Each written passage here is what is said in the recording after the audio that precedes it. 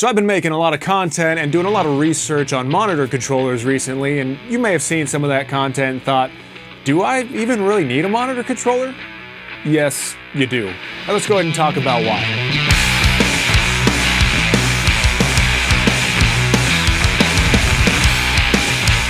Alright, so there are six good reasons why you would need a monitor controller. And let's go through them one at a time. Make sure you stick around to the end because I'll make a few recommendations what might be good for you. Let's get started. Number one, volume control.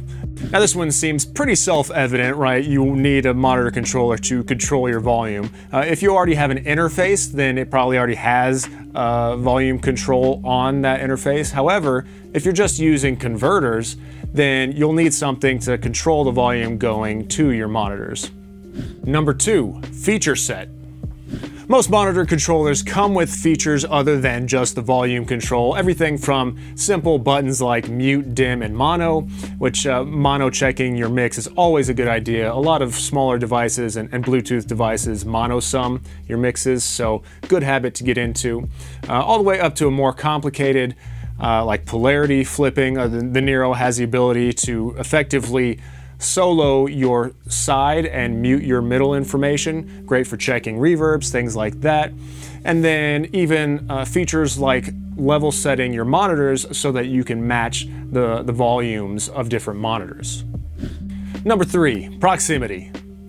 So this is the reason I actually bought the Big Knob Passive years ago, as I was using a Focusrite 18i20 interface. Which is a single rack unit, and it has all those features that I just talked about earlier, or a lot of them, but they were all a bunch of buttons shoved onto a really small faceplate, and so sometimes it was easy to fat finger things and accidentally hit the wrong button. Also, it was racked up just a little bit out of my arm's reach, so that if I needed to turn the volume up and down, I had to lean over to where it was just slightly uncomfortable.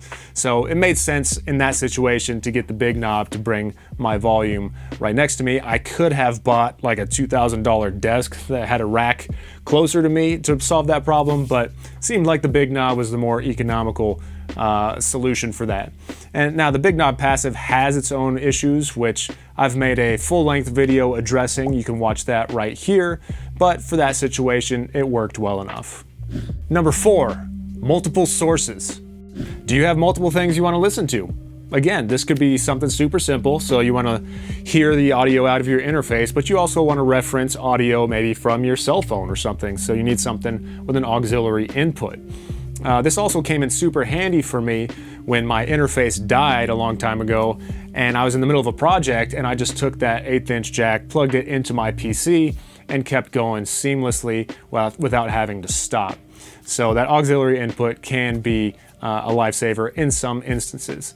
It can also be something as complex as my current studio setup, where I have a processed room-corrected audio coming in that goes to my monitors. At the same time, I have an unprocessed audio coming in that goes to my headphones, and I also have a dedicated artist mix that comes in and that goes to the artist headphones.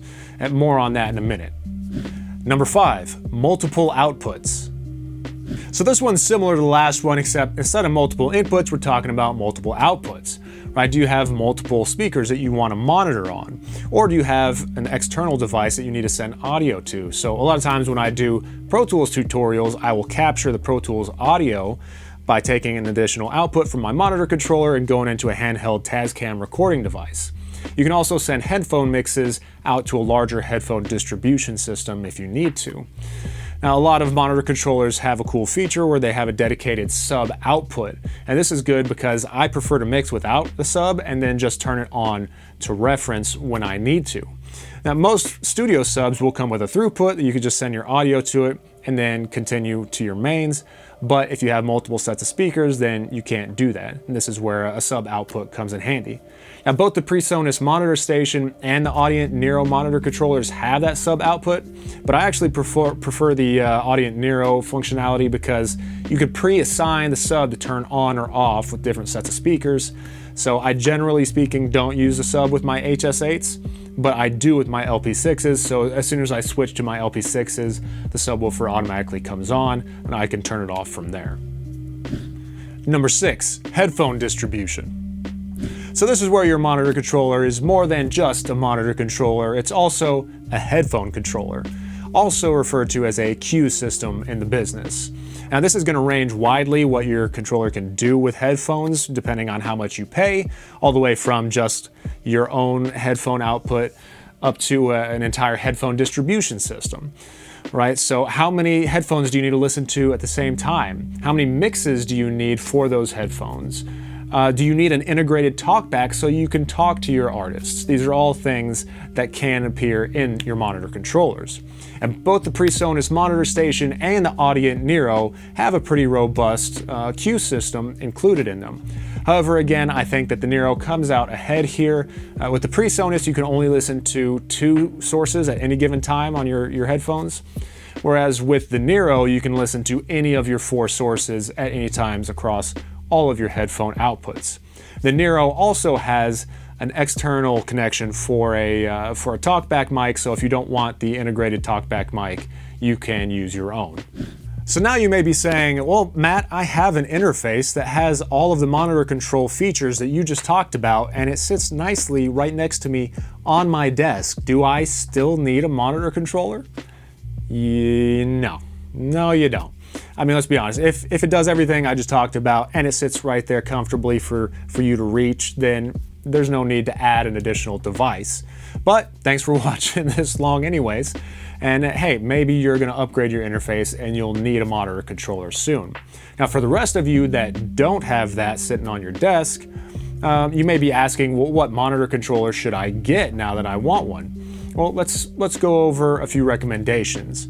Now, I've been able to test the Mackie Big Knob Passive, Mackie Big Knob Studio, PreSonus Monitor Station V4, and the Audient Nero. Now, that's not an exhaustive list by any means. I reached out to other manufacturers and they either said no or just never got back to me. So make sure you do your own research, see what's out there before you make a purchase.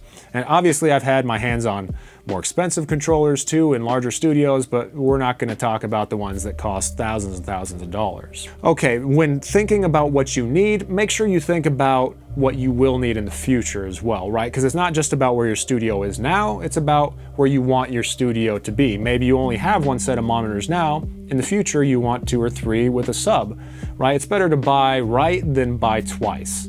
Okay, so with all that in mind, if you haven't noticed or hadn't guessed yet, obviously the Audient Nero is the winner in my book. That's the one that I kept. That's the one that works really well in my studio. It's more fully featured than the others, and it just seems like it's higher quality than the others as well.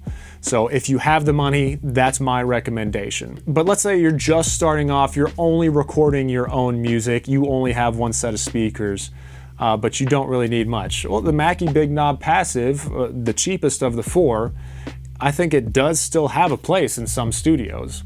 Again, it does have some problems, including noise on the outputs. However, again, if you're just doing your own thing and you're not recording anyone else, it does what it needs to do and it's inexpensive. Stepping up to the Big Knob Studio, it has a lot more of the features, but it still retains all the problems from the Passive. I have not made a video on the Studio. I would just avoid it. Mine died.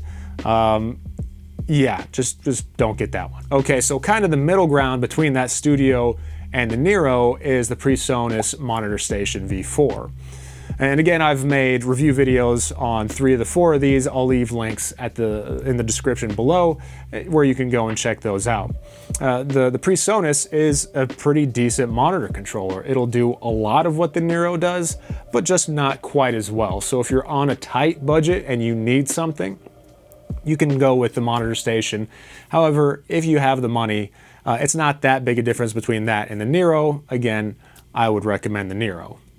Be sure to check out all of the full-length reviews of these monitor controllers in the description below. If you do decide you want one, I would love it if you use one of my affiliate links. It really helps me a lot to get this gear and do demos and reviews. And if you're headed out the door right now because I convinced you and you're about to go buy one, but now you're thinking, well, how do I set it up and calibrate it? Have no fear because that video is coming up very soon, so stay tuned. If you have a question, you know where to leave it. If not, I'll see you next time.